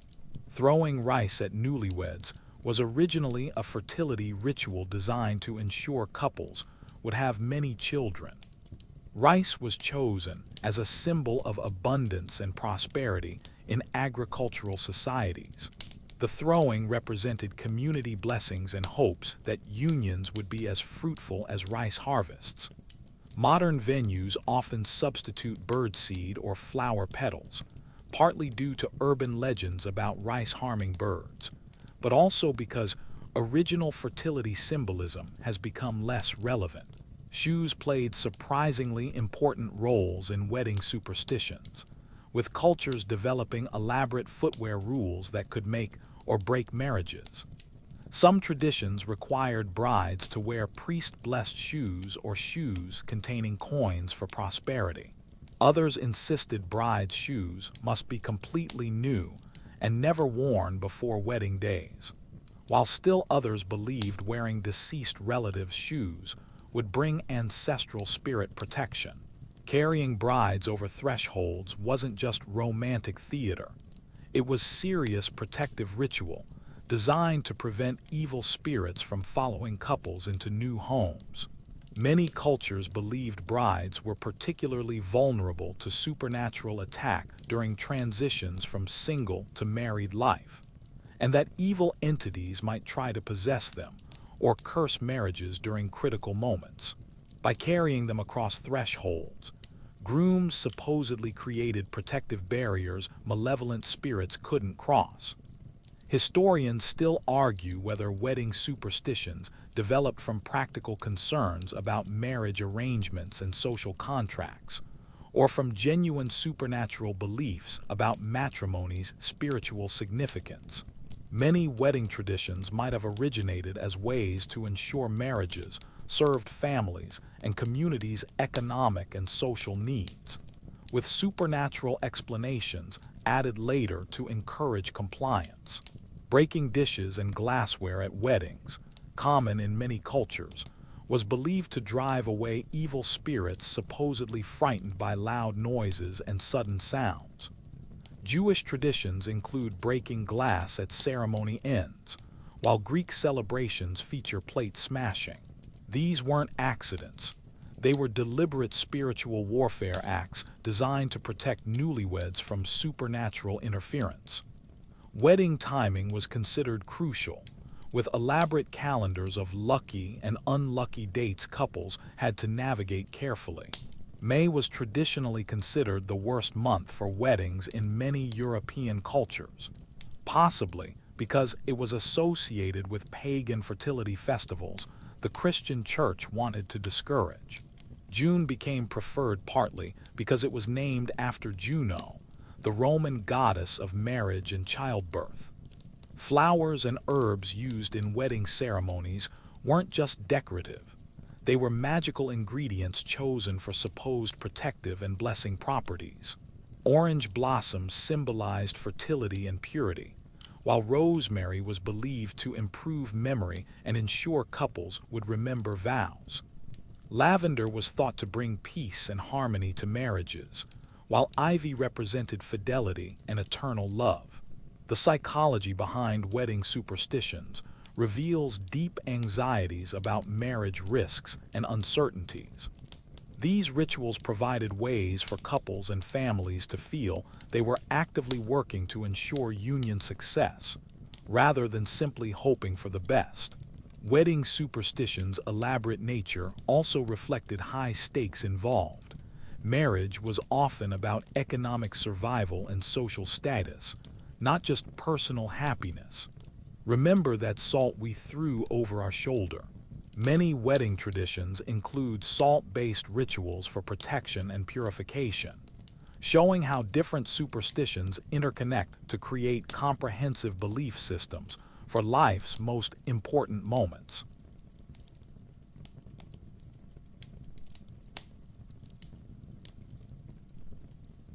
You're sitting in your garden when a robin lands on your windowsill, tilting its head as if trying to tell you something important. Your neighbor's cat suddenly arches its back and hisses at empty air. A bee buzzes persistently around your head despite your attempts to shoo it away. According to countless generations of believers, you're not experiencing random animal behavior. You're receiving messages from the universe itself, delivered through creatures that supposedly possess supernatural knowledge about your future. Animal omens represent one of humanity's oldest and most universal belief systems, based on the idea that animals are more sensitive to spiritual forces and future events than humans.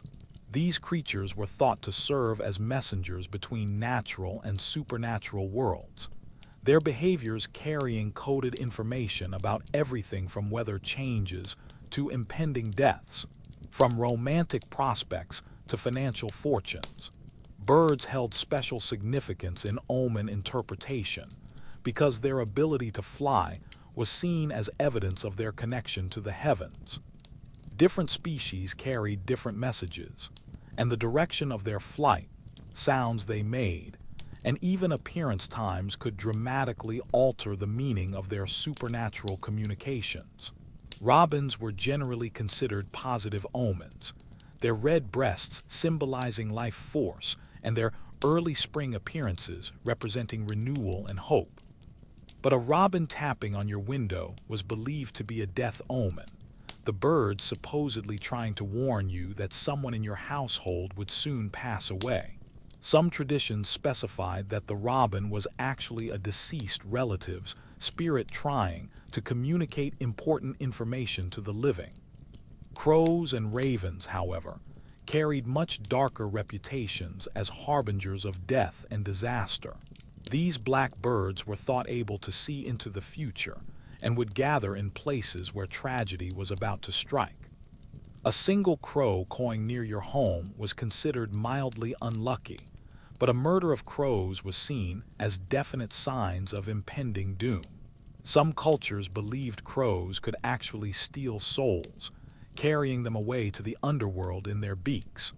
But here's where animal omens become fascinatingly complex. The same creature could represent completely different things depending on appearance context. An owl hooting during daylight was considered an extremely bad omen, suggesting the natural order was being disrupted and chaos would follow. But an owl appearing at dusk was often seen as a sign of wisdom and protection, the bird's nocturnal nature making it a guardian against evil spirits emerging after dark. Cats have generated some of the most contradictory animal omens in human history. While black cats crossing your path was considered unlucky in many Western cultures, cats washing their faces was universally interpreted as signs that visitors were coming. The direction cats faced while grooming supposedly indicated which direction visitors would arrive from, and grooming vigor predicted how soon they would appear. Historians still argue whether animal omen beliefs developed from careful observation of genuine behavioral patterns or from pure supernatural thinking. Many animals do indeed exhibit unusual behaviors before natural disasters, weather changes, or other environmental shifts. Ancient peoples might have noticed these patterns and interpreted them as supernatural communications rather than natural responses to environmental cues. Bees held special status as divine messengers in many cultures, their ability to create honey making them symbols of prosperity and divine favor. A bee entering your house was considered extremely lucky, suggesting wealth and happiness were coming your way. But bees swarming around your property without settling could indicate you were about to face hard work and challenges before achieving success. Ancient Romans developed perhaps the most sophisticated animal omen interpretation system, employing professional augurs who could read God's will through bird behavior. These specialists would observe everything from bird species that appeared to flight direction, sounds they made, and feeding patterns. Important political and military decisions were often delayed or altered based on unfavorable bird omens. Dogs howling at night was universally considered an omen of death, the animals supposedly able to sense when the grim reaper was approaching. Some traditions specified that dogs could see death itself as a visible entity, and their howling was an attempt to warn humans about supernatural presence in their midst. The direction dogs faced while howling supposedly indicated which household death would visit. Spiders generated mixed reactions as omen creatures. Finding a spider in your home was generally considered lucky, as these creatures were thought to bring wealth and good fortune. The phrase "money spider" comes from the belief that small spiders carried financial blessings.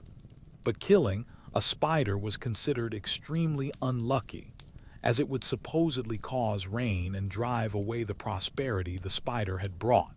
Butterflies were almost universally positive omens, their transformation from caterpillars symbolizing rebirth, renewal, and spiritual growth. Different colored butterflies carried different messages. White butterflies were thought to be souls of deceased children, yellow butterflies brought good news, and red butterflies warned of danger or passion. A butterfly landing on you was considered an especially powerful blessing. The psychology behind animal omens reveals deep human needs for meaning and connection with the natural world. In an era before scientific understanding of animal behavior, these beliefs provided explanations for mysterious phenomena and gave people a sense of being able to predict and prepare for future events. Modern research has validated some aspects of traditional animal omen beliefs. Animals do indeed possess sensory abilities humans lack, allowing them to detect earthquakes, storms, and other natural phenomena before humans notice them. What our ancestors interpreted as supernatural communication might have been accurate observations of animals' superior environmental awareness. Remember those numbers we discussed earlier. Many animal omen traditions incorporate numerical elements, with the number of animals seen, the number of times they repeat behaviors, or the number of days between sighting. You're scrolling through your phone when you notice your favorite athlete always puts on their left sock first, touches the same lucky charm, and performs elaborate pregame rituals that look suspiciously like ancient magic. Your friend refuses to change their profile picture because it was posted during a winning streak. Your colleague carries a smartphone case embedded with crystals and refuses to walk under scaffolding even though they mock primitive superstitions. Welcome to the modern age, where ancient fears have simply updated their software. The remarkable thing about superstitions isn't that they've disappeared in our scientifically advanced era.